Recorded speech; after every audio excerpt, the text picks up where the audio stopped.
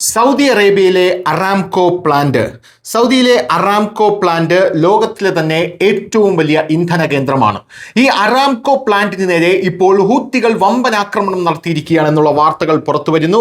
Saudi Aramco plant, Najran മേഖലയിലെ വിമാനത്താവളം എന്നിവ ആക്രമിച്ചതായിട്ടാണ് ഇറാന്റെ പിന്തുണയുള്ള ഹൂത്തി വിമതർ നിലവിൽ പറഞ്ഞുകൊണ്ടിരിക്കുന്നത്. നമുക്കറിയാം, അമേരിക്കയും ഇറാനും തമ്മിലുള്ള യുദ്ധം ഇപ്പോൾ ഇറാന്റെ പ്രോക്സികളും മിഡിൽ ഈസ്റ്റും തമ്മിലുള്ള ഒരു യുദ്ധമായി പരിണമിച്ചുകൊണ്ടേയിരിക്കുകയാണ്.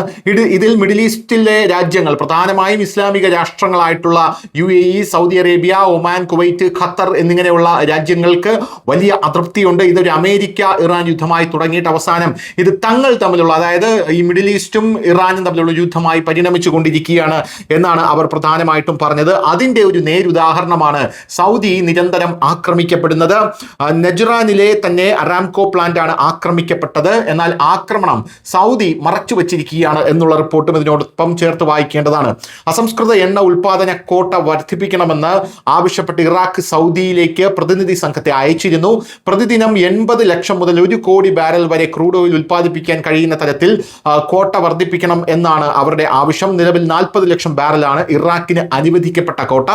6 വർഷത്തിനുള്ളിൽ 1 കോടി ബാരൽ എണ്ണ ഉൽപ്പാദിപ്പിക്കുകയാണ് ഇറാഖിന്റെ ലക്ഷ്യം. എണ്ണ ഉൽപാദക രാജ്യങ്ങളുടെ സംഘടനയായ ഒപ്പക്കിൽ അംഗമായതിനാൽ കോട്ട വർദ്ധിപ്പിക്കാൻ അനുമതി വേണമെന്നുള്ളത് മറ്റൊരു കാര്യം. ഇതിനിടെ ലോകം മുഴുവൻ ഇറാന്റെ വിജയം അംഗീകരിച്ചുവെന്നും യുദ്ധത്തിൽ നിന്ന് പിന്മാറാൻ US-ന് ഇതാണ് അനുയോജ്യ സമയമെന്നും ഇറാൻ പ്രസിഡന്റ് മസൂദ് പെഷസ്കിയാൻ അവകാശപ്പെടുകയും ചെയ്തു. ലോകത്തിന് മുന്നിൽ രാജ്യത്തിന്റെ അഭിമാനം, അതായത് ആത്മാഭിമാനം ഉയർത്തുന്നതിനൊപ്പം കരുത്തു തെളിയിക്കാൻ സാധിച്ചു. ഇറാനിലെ സ്കൂളുകളും ആശുപത്രികളും അടിസ്ഥാന സൗകര്യങ്ങളും ആക്രമിച്ച അമേരിക്കയെ ലോകം വെറുപ്പോടെയാണ് കാണുന്നതെന്ന് ഡോക്ടർമാരുമായി നടത്തിയ കൂടിക്കാഴ്ചയിൽ പെഷസ്കിയാൻ പറയുകയും ചെയ്തു. News desk, news Malayalam.